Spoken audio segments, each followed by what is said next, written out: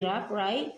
Para maabot yung pangarap mo, right, Virgo? No? So, maaabot at maaabot mo yan, no? Kahit na dumaan ka pa, no? Ano man itong mga pagsubok na pinagdadaanan mo, parang for you, it doesn't matter, right? No? Alam mo may patutunguhan lahat ng sakripisyo mo. And that's a good thing for you because you are just being optimistic with all the things you are doing right now, no? Kahit mahirap man yan, no? Nagiging positive ka pa rin.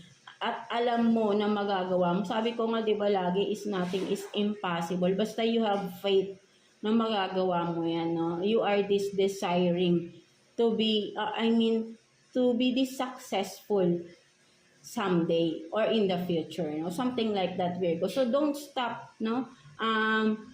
Progressing yourself, no? Something like that, no, mga Virgo natin, right? No? So, yan, napakaganda, no? Napakasipag ng mga Virgo natin.